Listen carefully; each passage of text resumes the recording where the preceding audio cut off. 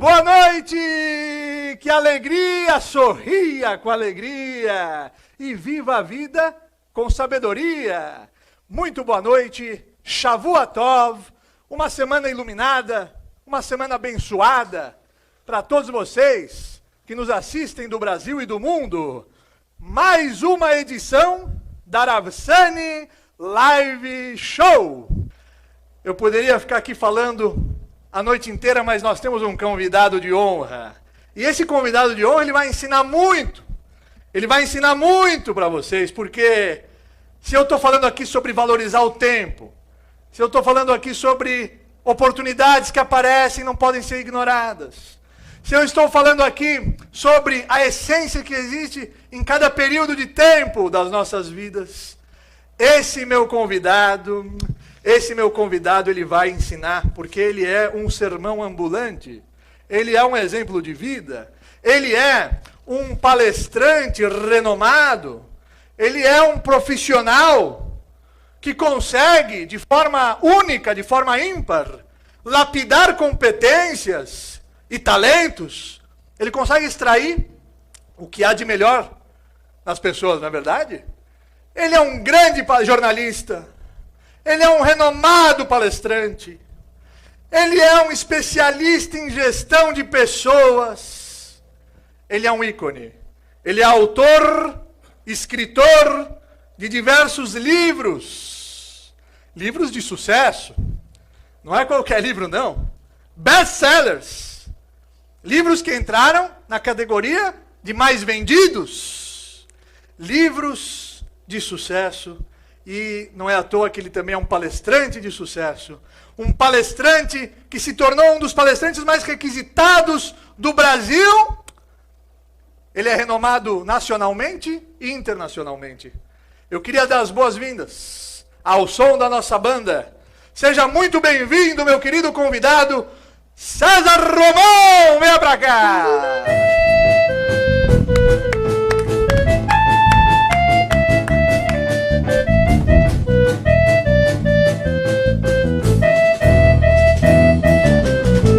Shalom Aleichem, vem no Shalom Aleichem, vem no Shalom Aleichem, vem no Shalom, Shalom, Shalom Aleichem. La la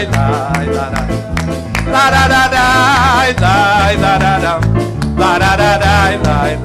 la la la la. César Romão, que alegria! Quando você aceitou o meu convite, eu fiquei extremamente emocionado, eu fiquei feliz demais, porque você é um ícone, você é uma figura magnética que atrai todos os olhares. Além da sua elegância britânica, além do seu exemplo de vida, você, além de ser um jornalista, um escritor, é um renomado palestrante, é um homem que atua na área que eu atuo também. Eu estou muito feliz que você aceitou o nosso convite para participar desse quadro Café com o Rav Sani, aqui na Rav Sani Live Show. E eu queria começar, além de te agradecer, eu gostaria que você falasse um pouco de você, né, da sua infância, sua juventude, sua formação, para que a gente possa entender como tudo isso influenciou na lapidação do caráter do César Romão que nós conhecemos hoje, que é famoso nacionalmente e internacionalmente. Rav Sani, é um prazer imenso estar aqui com você. Você que é um comunicador fantástico. Obrigado. Sou fã das suas palestras, sou fã das suas atividades aí nos palcos pelo Brasil. E claro, do seu conhecimento, da sua sabedoria. Eu estava aqui ouvindo aí a sua explanação sobre o tempo. Exato. Fantástico, maravilhoso. Aliás, eu tenho um pensamento que eu digo o seguinte: Deus não nos dá vida, Ele nos dá tempo. Olha, eu vou te dar um tempo aqui para você. E quando nós lá formos encontrá-lo, talvez a pergunta que ele nos faça é: o que fizeste com o seu tempo? Então, o tempo talvez seja a coisa mais sagrada da humanidade. Nossa maior riqueza. É a nossa maior riqueza. E como é que você se encontrou nessa sua trajetória brilhante, né?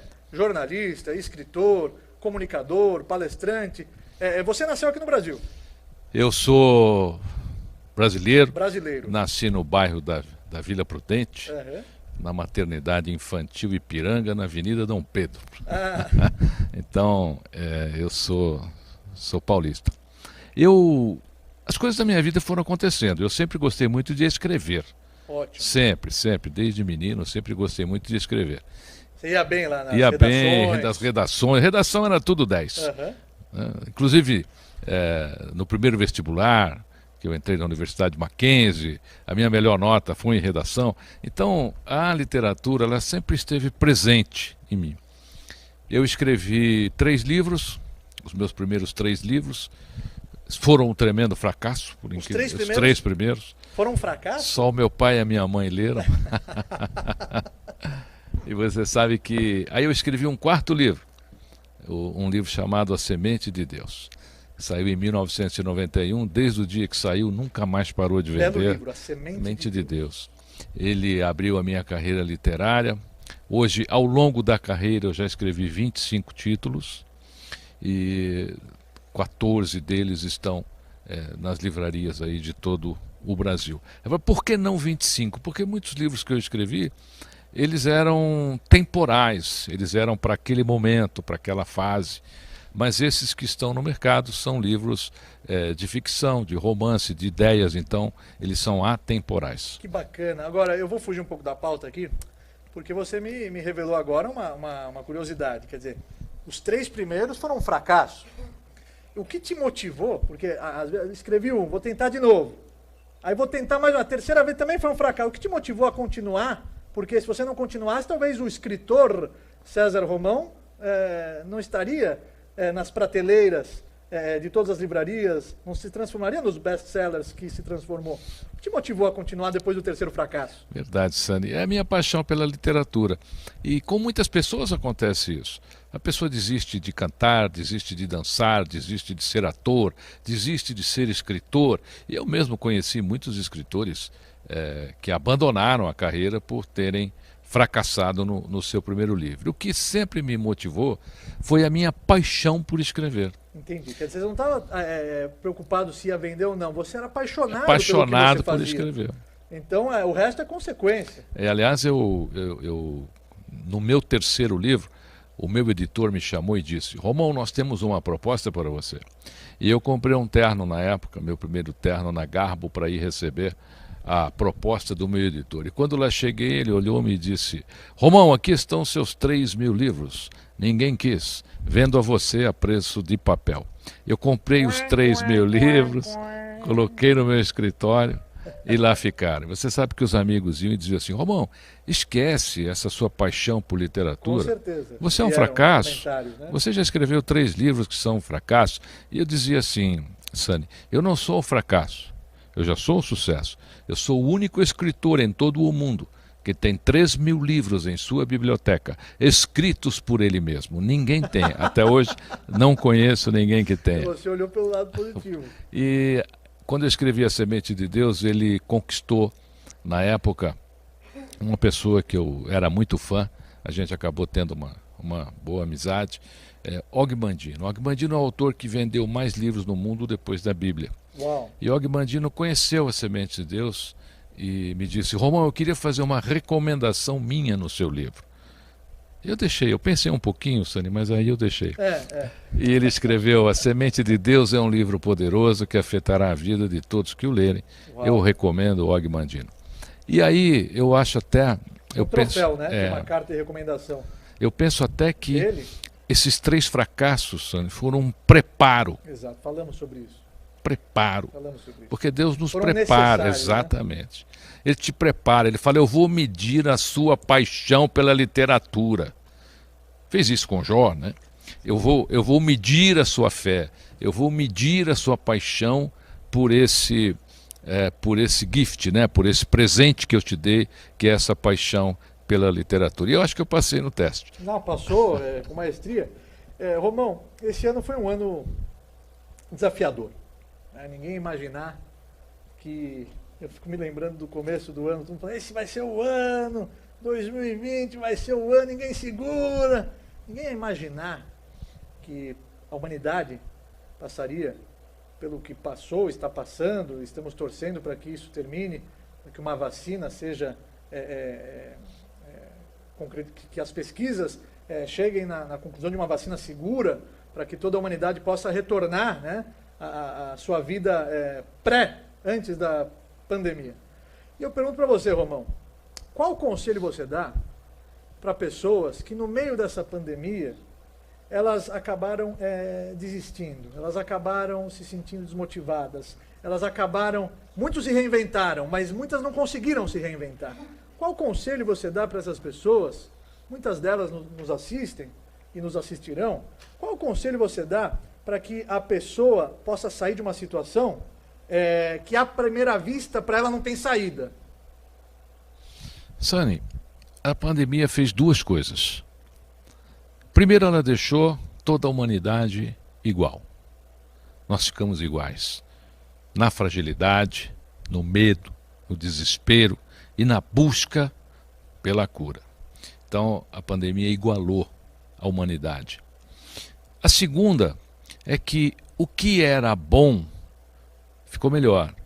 O que era ruim ficou pior e o que não era nada simplesmente sumiu. O que eu quero dizer com isso? Durante a pandemia, nós tivemos no mundo, não só no Brasil, o maior número de separações de casais. Então, o casal que estava bem durante a pandemia teve tempo e se apaixonou mais. O casal que estava ruim, com o relacionamento abalado, não suportou, porque o casal fugia às vezes do relacionamento. E assim aconteceu também com as pessoas, com os profissionais.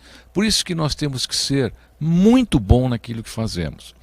Em relação a essas pessoas, eu diria assim: primeiro, descubra a sua verdadeira aptidão. Seja bom, seja boa naquilo que você sabe. Porque todos nós temos aptidões, mas temos uma que realmente nos torna diferentes.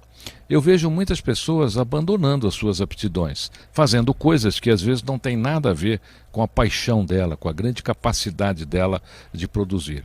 Então, a sugestão que eu deixo é: encontre a sua paixão, canalize a sua paixão para esse momento, porque é ela que vai fazer você vencer os desafios que nós estamos passando hoje. Bela dica de César Romão. Romão, existe empresa socialmente mais humanizada?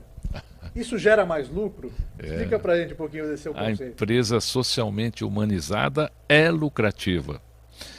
Eu comecei a minha carreira numa época que os departamentos que cuidavam das pessoas chamavam-se departamentos pessoais. Não, departamento pessoal. Depois virou departamento de recursos humanos. Como se o ser humano fosse um recurso.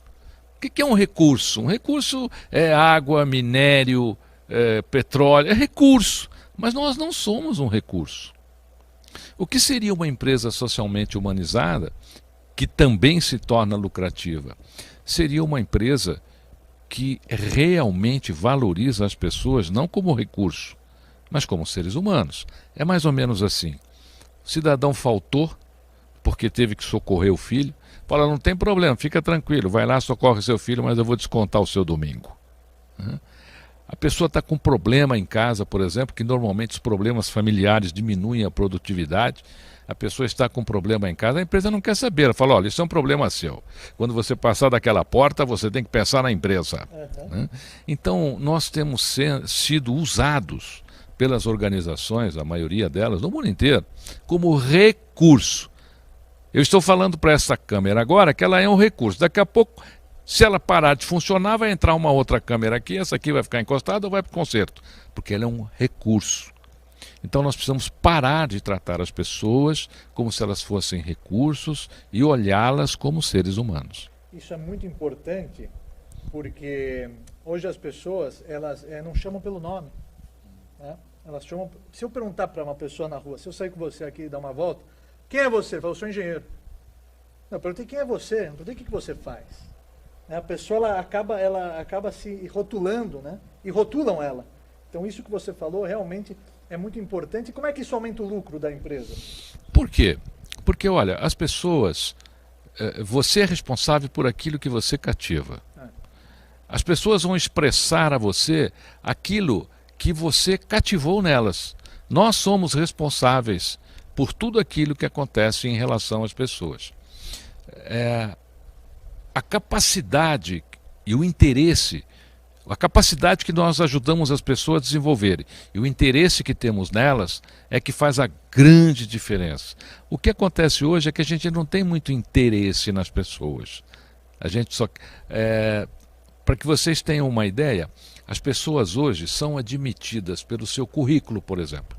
Então você vai lá, mostra um currículo fantástico, mas mais de 90% delas não são demitidas porque se tornaram ineficientes ou improdutivas. São demitidas pelo seu comportamento. A pessoa teve um comportamento inadequado. Poxa, mas ele é fantástico, ele é um CEO maravilhoso. Mas o comportamento dele é insuportável. Então, olha como nós precisamos melhorar as pessoas. É natural hoje você desenvolver competência. Gente competente é gente que transforma o esforço em resultado positivo. Aí você faz essa avaliação. Eu estou transformando o meu esforço em resultado positivo? Então você é competente. Se não está, precisa desenvolver as competências. Agora, nós precisamos melhorar o comportamento, que é isso que está estragando a produtividade dentro das empresas. São contratados pelas suas qualificações e são demitidos pelos seus comportamentos. Você vê que não está equilibrado isso aí. Exatamente. É interessante, sabe que hoje em dia o que vai determinar o sucesso das pessoas não é mais o QI. Né? Antigamente faziam essa análise de QI. Vamos ver o QI dele, então ele tem um futuro promissor. Não. Hoje em dia está tudo relacionado com o comportamento, com a inteligência emocional. Então é isso que significa humanizar as empresas e transformar todas essas ações em lucratividade, que você aborda isso nas suas palestras. Você sabe que esse conceito eu criei em 1982. Olha só, uma época que não era departamento pessoal era ainda, pessoal. dentro das empresas. Né? Se nós não melhorarmos as pessoas, a gente não vai conseguir melhorar o mundo. Essa é a grande realidade. O mundo, a sua empresa. Nós estamos hoje numa posição que muita gente até é tímida para dizer o que faz. Às vezes você fala, o que você faz? Como você disse, Sani, eu sou engenheiro. Não, eu sou... Toda profissão tem muita honra. A pessoa tem que ter honra pela profissão dela. Ela tem que gostar, ela tem que ser apaixonada pela profissão dela. Porque hoje nós estamos numa fase, numa época, que qualquer profissão pode se tornar fantástica do dia para a noite. Veja quantas profissões desapareceram e quantas novas surgiram. Tenta consertar um guarda-chuva. Acha alguém que conserte um guarda-chuva. Então muitas profissões sumiram. Ascensoristas, os elevadores hoje são todos automáticos, mas muitas também surgiram. E nós temos que... Verdade, um assessorista. Exatamente. Hoje você aperta o número lá, o elevador já controla tudo. Então muita profissão vai sumir ainda, mas muita profissão vai surgir. Então nós temos que ficar atentos e, claro, desenvolver o máximo de competências possíveis para transformar o seu esforço em resultado positivo. E criar o diferencial. E criar o grande diferencial, que é aquela tua luz própria. A gente só faz isso quando nós encontramos o nosso presente de Deus. Quer dizer, aquela competência maior que Ele te deu. Aquela competência que só você vai ter. Que só você vai saber atuar com aquilo. E isso está aí, dentro de você. Precisa parar de achar que o Facebook é o futuro do mundo, precisa parar de achar que o Instagram é o futuro do mundo, porque o que está acontecendo hoje, Sandro? Eu me lembro, se você voltar na história, quando descobriu-se a eletricidade, tudo tinha que ser elétrico. Sim. Então tudo tinha que ser elétrico. Aí vem a lâmpada, tudo era elétrico. Aí veio o mundo digital, hoje tudo tem que ser digital. Você pede um cartão para a pessoa, ela fala, não, espera que eu já vou lhe mandar o meu cartão digital. Você fala para a pessoa assim, olha, anota aí. Não, manda para mim pelo WhatsApp. Gente, nós estamos nos afastando das nossas relações humanas. É verdade. Isso não pode acontecer, porque nós somos seres agregados. Somos seres emocionais, espirituais e ligados ao universo. Nós estamos numa evolução que eu chamo de uma evolução linear, mas nós estamos na evolução horizontal ainda, sabe? Então está tudo acontecendo aqui e a gente não está enxergando isso. Você não está enxergando que vocês... Hoje, se você pedir para alguém... Eu vou lhe contar uma coisa aqui, até muito engraçada. Eu fui a um estacionamento e aí eu falei para o gerente de estacionamento: o senhor pode me dar uma nota fiscal paulista? Ele falou: pois não, qual é o seu CPF? E a nota era manual. E aí eu olhei ele escrevendo e fui falando o número do meu CPF, 940. Aí ele escreveu 940, 100. Eu falei: então estou acreditando, eu acho que ele está brincando comigo. Não, mas era verdade. Então, na cabeça dele, e ele é gerente de estacionamento. Então, o que está acontecendo? As pessoas estão perdendo o seu senso de realidade. É verdade. Com essa história de que tudo tem que ser digital. É verdade, é verdade. Muito importante isso que você está falando.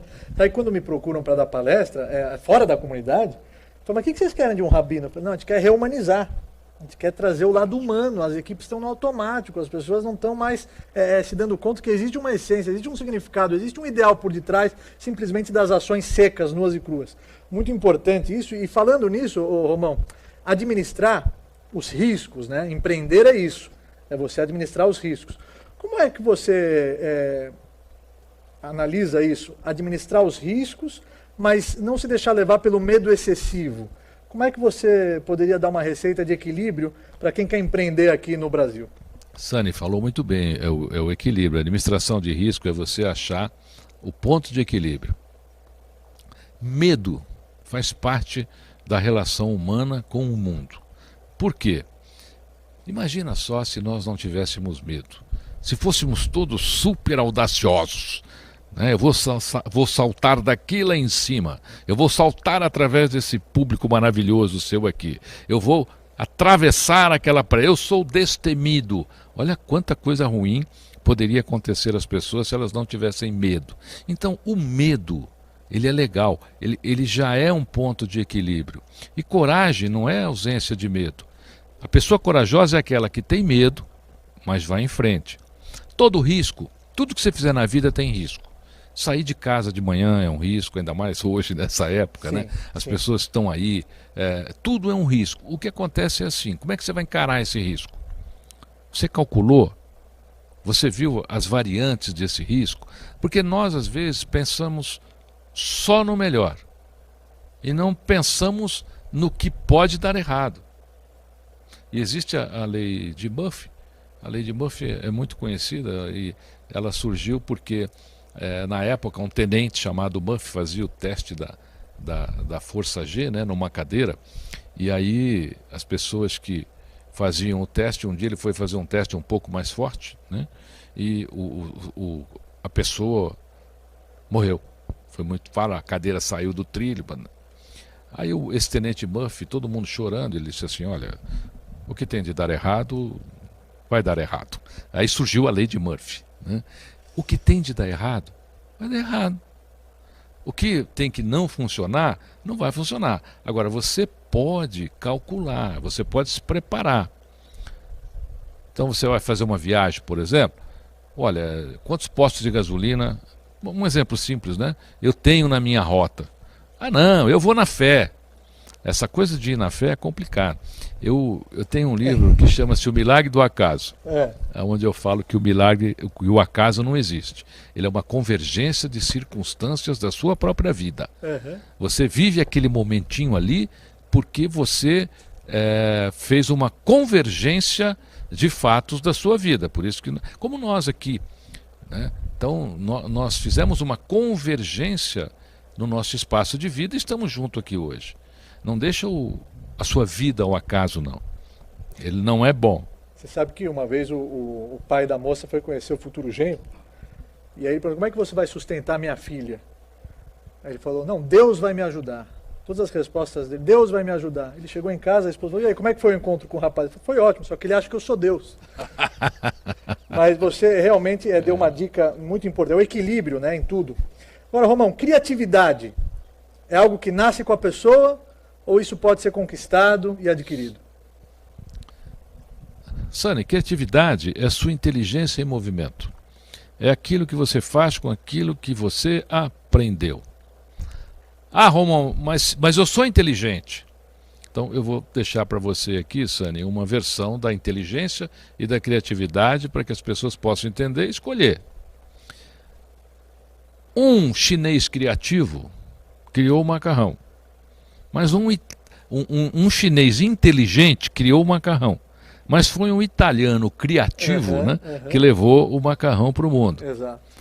Um ser humano mesopotâmico inventou a roda, mas foi um mesopotâmico criativo que colocou um eixo entre as duas rodas. O que seria a roda sem o eixo? Então, quando você fizer algo inteligente, você precisa olhar para esse algo e dizer assim, e agora, como é que eu vou ser criativo com isso que eu fiz? Com isso que eu criei? Como é que eu vou colocar o eixo nessa danadinha dessa roda? E olha que interessante, os mesopotâmicos, eles tinham brinquedos em pesquisas arqueológicas, descobriu-se brinquedos. Esses brinquedos tinham praticamente 100 anos e já tinham roda. E os mesopotâmicos foram usar a roda na atividade social deles 100 anos depois que fizeram a roda nos brinquedinhos. Então, nós já somos inteligentes, as pessoas já nascem inteligentes. Agora, o que é que você vai fazer com a tua inteligência? Isso é criatividade. Muito bom. Romão, conta um pouquinho para nós sobre a ILESP, Instituto de Lideranças do Estado de São Paulo, e do seu trabalho dentro da ILESP. Claro, com o maior prazer.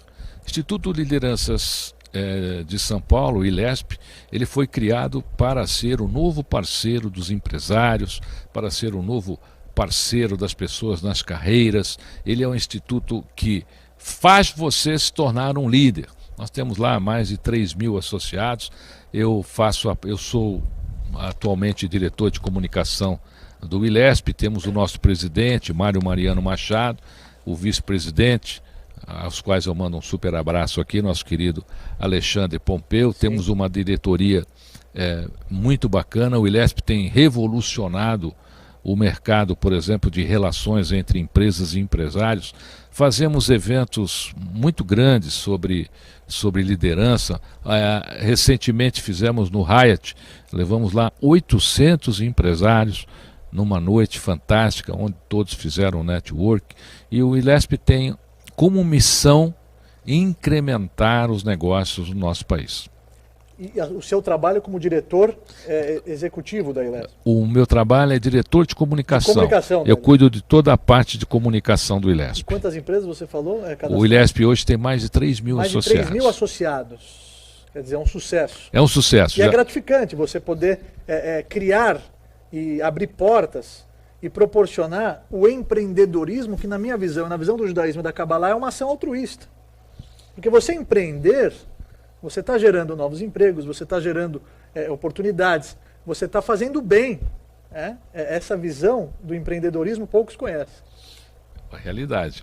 Eu até vou sugerir a você que vá preparando aí uma palestra sobre empreendedorismo baseado na Kabbalah. Na Kabbalah, a visão da riqueza pela Kabbalah. E a gente, num próximo encontro que nós reunirmos empresários, você será convidado a realizar essa palestra. Com o maior prazer. E aliás, aos empresários de todo o Brasil, está aqui um título de uma palestra que vocês devem levar aí para suas empresas. Obrigado. Além das que o nosso querido Sani já possui. Obrigado, Romão. E as suas eu nem preciso falar, porque elas dizem por si só. Romão, poderia ficar tomando aqui com você o café com o Rav Sani a noite inteira.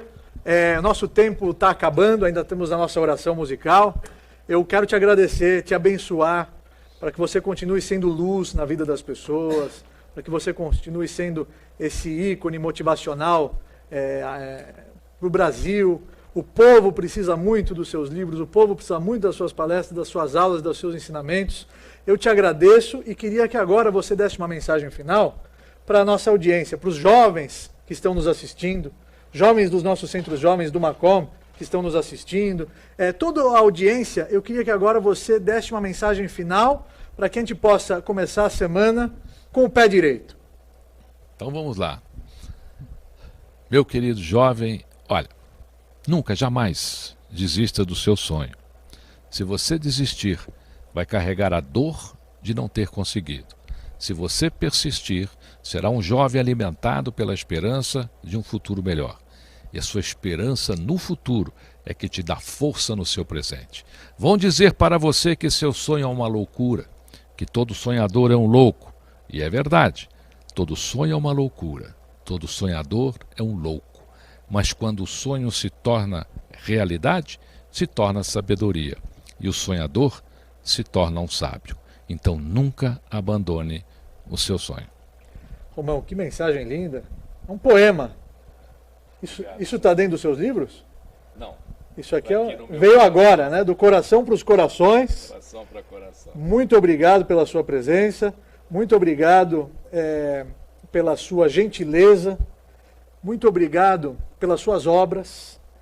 E eu queria que você ficasse aí relaxado, tranquilo, porque agora é o momento do programa onde nós abençoaremos a nova semana. Com o maior Faremos prazer. a Dalá musical. Uma honra estar aqui, eu Sami. junto Sou com seu os fã. meus músicos. Muito obrigado, César Romão!